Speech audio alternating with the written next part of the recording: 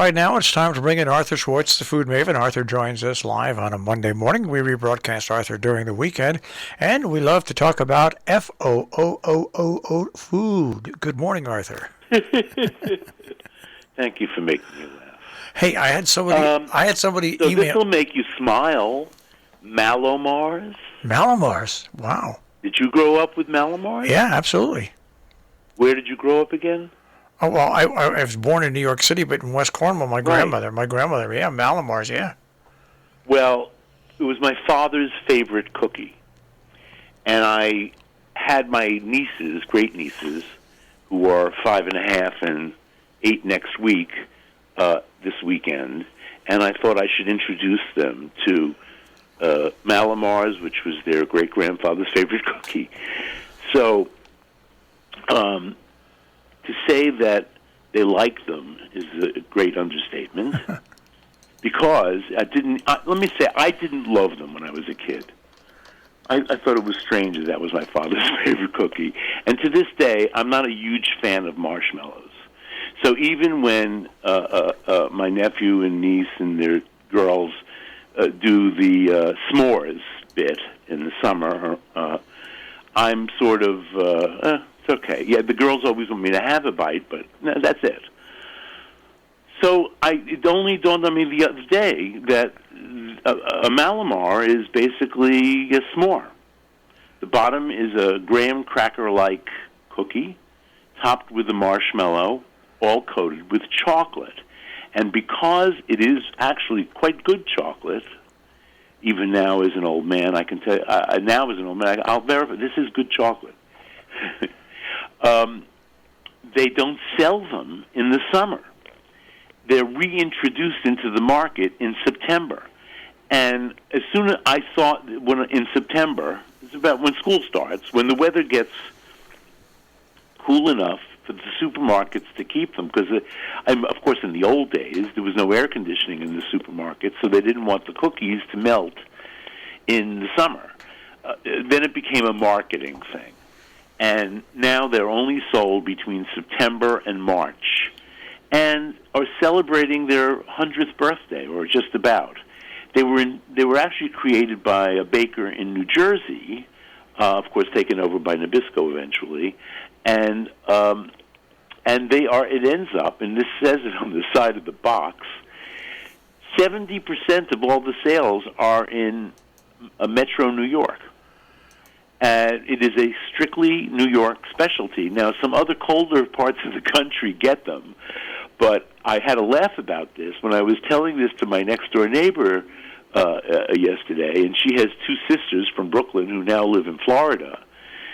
She said, oh, this is funny, because one of the biggest disappointments when they retired to Florida was that they couldn't get Malomars in Florida.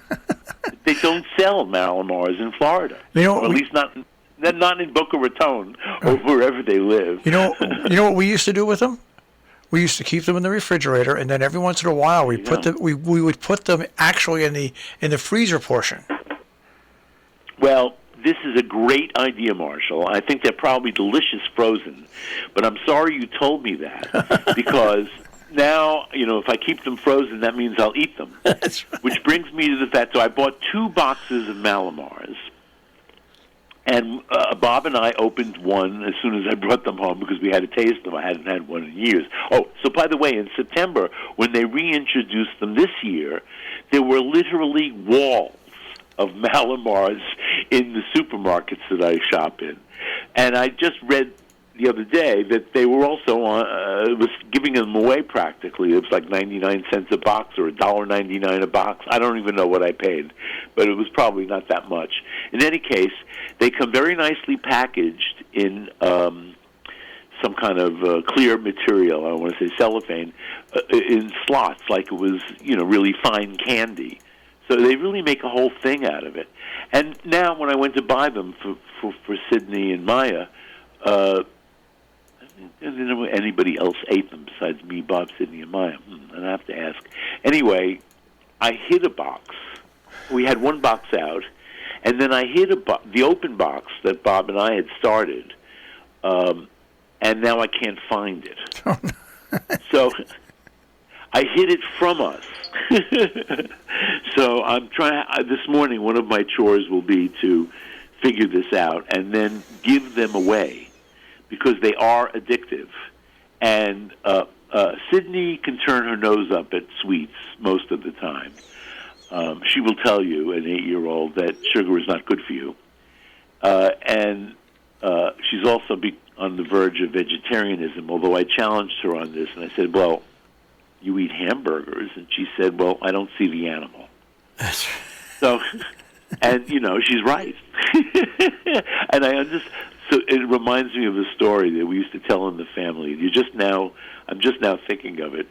But my mother's first cousin, Danny, who was in fact like her brother because he grew up with my mother and uncle, and they were the family. Danny was kosher, but he would eat fried rice at a Chinese restaurant. And I once said to him, but you're kosher. Why are you eating roast pork fried rice? And he said, well, they cut it up so small I don't have to think about it being there. So I understand that attitude, but she's 8 years old. Anyway, so Malamars are out there. Get them while you can. They're sold only between September and March, and I'm sure they're a great consolation in February, frozen. Maybe put it at the back of the freezer so that you forget about it until it's an emergency. I could do that. Yeah. All right, so this, in my quest for eating better for less, which I think is a subject we all could enjoy, because even if you have the money to buy a steak at $26 a pound, you still, some days you don't want to spend that much on meat. Shouldn't eat that much meat anyway. But I do use broth, and I went to the market. I have an actual butcher, because he always has chicken backs that I can buy, and he freezes them too, because he so many people like my niece doesn't want to look at the animal. They buy chicken cutlets. So he sells a lot of boneless, skinless chicken. And what do you do with all the remains? You sell it as for soup or whatever people want to do with it, and it's cheap, $1.99 a pound, and makes I buy 6 or 7 pounds. And I end up with 6 or 7 quarts of very good stock. But I go to the market the other day, and somebody had just come in and bought them out of somebody else had the same idea. It was like the first really cold day here, and I said, I have to make broth. I have an empty freezer. We've used up all the broth. But I did end up buying beef neck bones, a cut I have not cooked in a long time. I don't make much beef broth.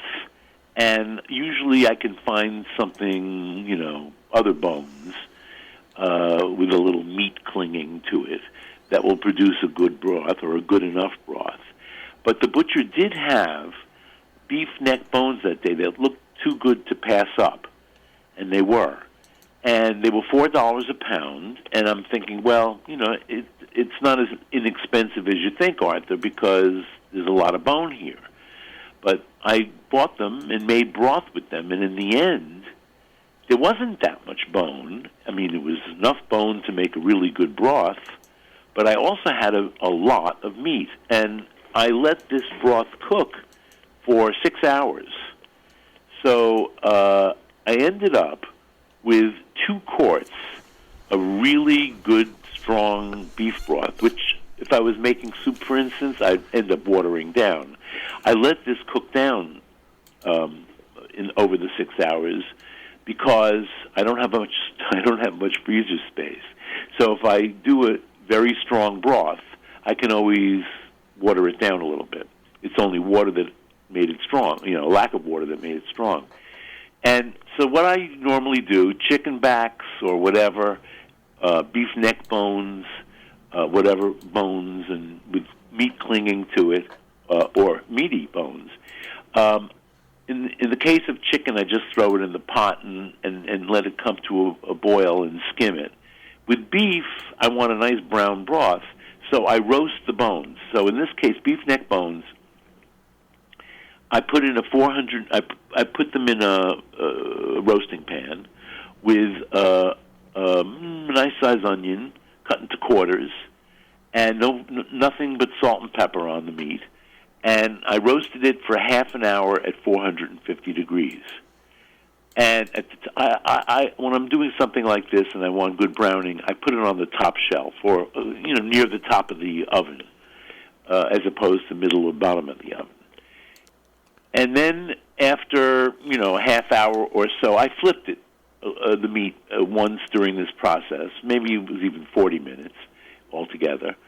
You have nice browned meat and slightly charred onion, and let it cool down a little bit, and then put it in a big pot that you're going to boil in.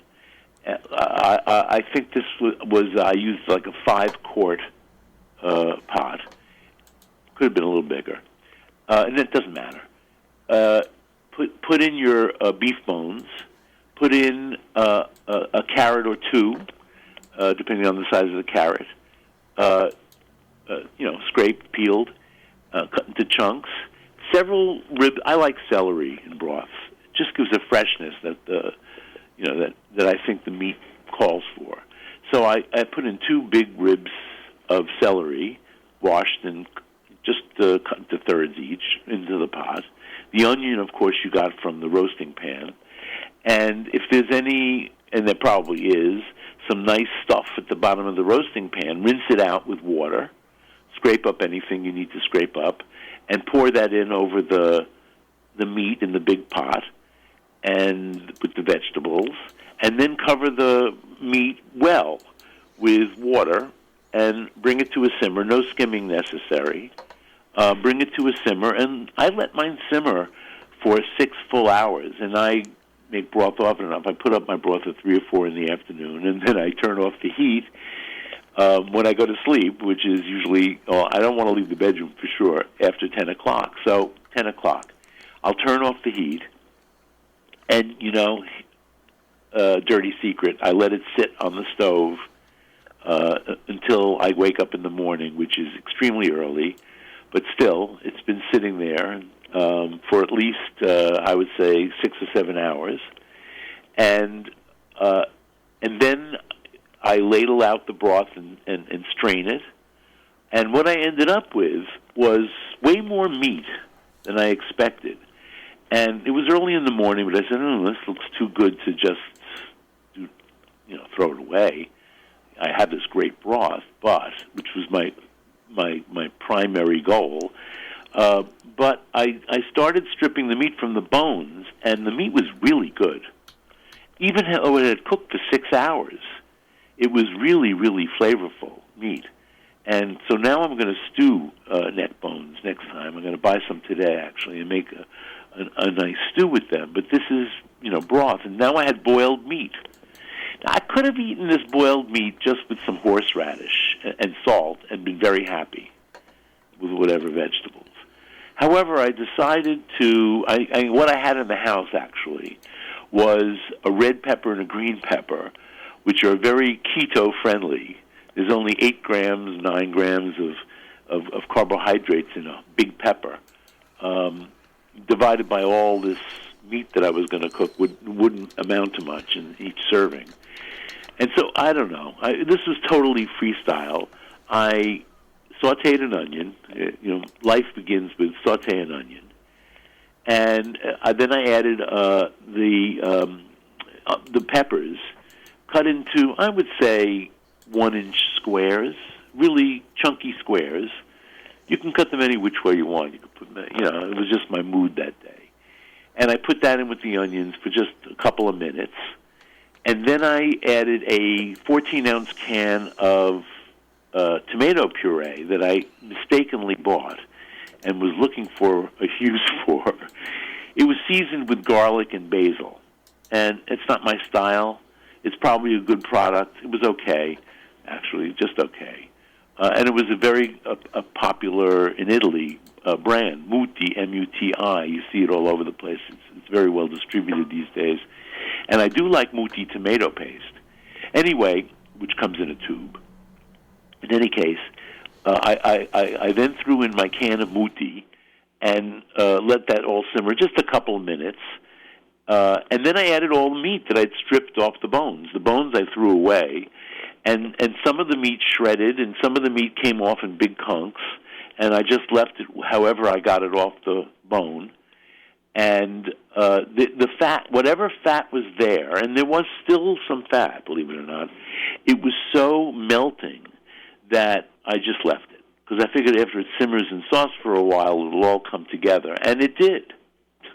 I added, what I failed to mention is that in my beef broth, I also added a couple of bay leaves and about a teaspoon, because it was a big pot full, of dried thyme. I think those are good flavors for bringing out the beefiness of beef. So in the sauce, I did put a pinch of thyme.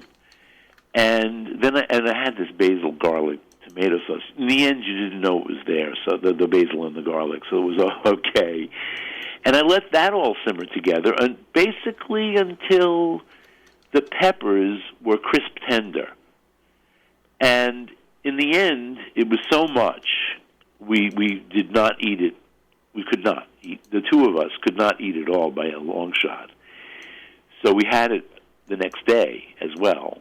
We enjoyed it a lot, I got to say.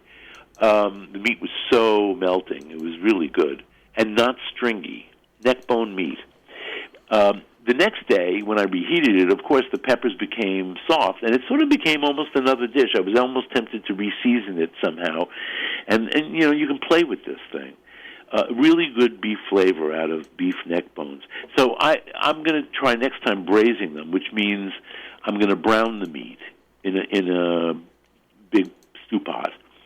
And then I'm going to cook maybe some onion, garlic. We'll see. And then deglaze the pan with red wine and add some tomato paste. As I said, thyme and bay leaf is my flavors for even a beef stew. And that's it. And I would just enough, I would say just enough wine and add some broth. Now, I have 2 quarts of really strong beef broth in the freezer, which definitely makes me feel secure, Marshall. One of my security blankets. I always have broth in the freezer. I always keep chicken broth. In the freezer. Yeah, but exactly. I always keep chicken. So, today I got to go shopping again and get some chicken backs or something to make broth. I don't like these days, I don't like making broth with a chicken. The breast is too precious to put in a soup pot, I feel. Unless you're just going to, cook the chicken just so. You can do that and eat the chicken breast and the other dark meat and then put the carcass back in the pot and simmer that. Now I'm noticing in the supermarket, well, I've noticed it for several years now, but it seems bigger than ever, bone broth. Yeah. Yeah, well, what I just described to you is a beef bone broth. And if you want to make a chicken, but the difference between chicken bone broth and chicken broth, to me, is that normal chicken broth, or you could say chicken soup, is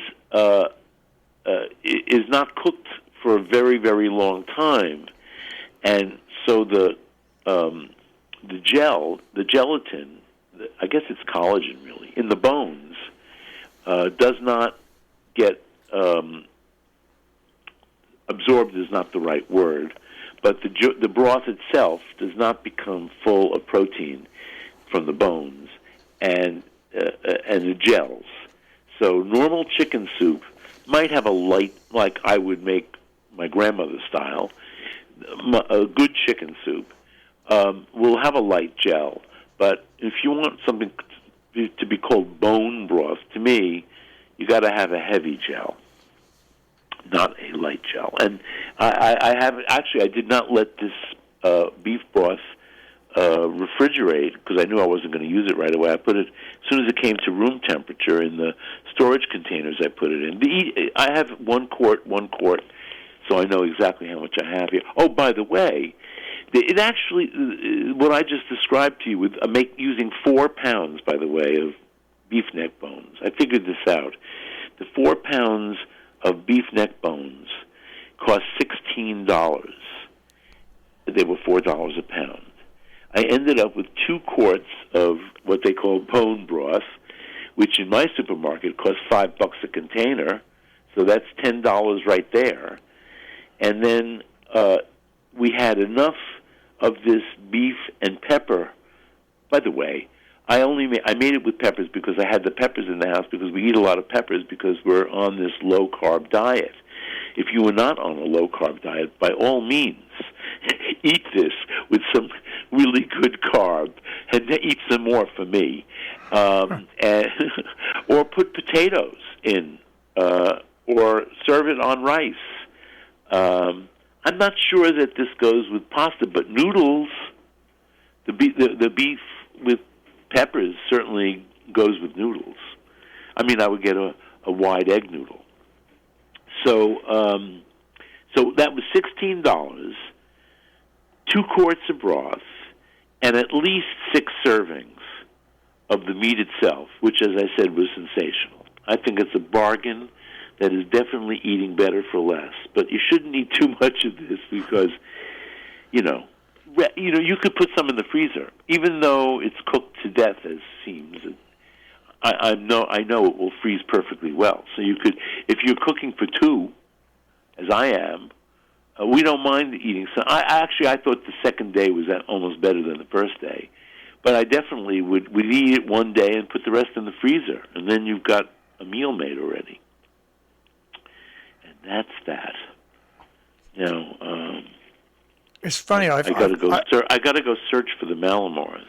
Well, they're much better if you keep them in the refrigerator. But for a real Listen, they weren't bad at room temperature. But chocolate gets a little Maya crispy. couldn't keep her hands off of them, and she's a very polite 5-year-old. Very. She always asks, and she's very pleased and thank you, even thank you very much. And she certainly, her eyes light up when I say, yes, you can have another Malamar. Now, her parents weren't around to say I couldn't do this. But she did not do well with all the Malamars. Let's just say that. Yeah, it's nice when if you just put them in the refrigerator, there's a nice little crispiness to the chocolate. Oh, well, no, let me tell you. Maya figured out how to peel the chocolate off. And then, in fact, I was going to talk about, I once did a whole show on this, Marshall. Who knew that everybody, of course, has a different feeling about it. Do you eat the best part first or save the best part for last? I eat the best part first. Maya does, too. Huh. What's your astrological sign? I'm a Scorpio. Oh, well, she's a Pisces, so there goes that theory. Yeah, that's right. Anyway, yeah, everybody, of course, falls into one camp or the other. I think I eat a little bit of each back and forth. Now, what does that mean about me? Well, like with Oreo cookies, I always split the Oreo cookies open and eat the inside first, always. When I eat them, always. Well, my sister was like that, too. I always thought I wanted the whole experience, the way they wanted me to have it. So that's why in a restaurant I'm accepting of, or not, I won't eat there, of a chef's way of doing something. And then also, I grew up with a mother who, when you didn't want to eat what she made, she would say, "This isn't a restaurant." So, anyway, Malamars. We went to see the Christmas Spectacular at Rockefeller Center, at Radio City Music Hall. What did I say? Anyway, it's different than from when I was a kid, and it has a lot of light aspects to it, which work very well at Rockefeller Center because it's so expansive. And it was delightful as always. But it's a Rockettes show now. I think when I was younger, it was more of a variety show. Now it's mainly Rockettes and a corps de ballet and Rockettes and a corps de ballet. But, and then Santa Claus is the MC. So I've been trying to convince my 5-year-old great niece that I am Santa Claus. Because she said to me, "Why is your belly so big?" I said, "Because I'm Santa Claus." And so it took her a few hours to come over and say, "I don't think you're Santa Claus." But now I've put this question mark in her head because she saw Santa Claus on the stage, and I was sitting right behind her. So, all right, Santa. Okay. We'll speak to you all right, next everybody. week. Merry Christmas. Yes. Hanukkah ended last night. Yep. Yeah, Sydney was quick to remind me that, Uncle Arthur, this is the last night of Hanukkah. Do we get another present? That's right. All right, Arthur. All right, take care, everyone. Take care, bye-bye. Arthur Schwartz, the Food Maven, here on Robin Hood Radio and RobinHoodRadio.com.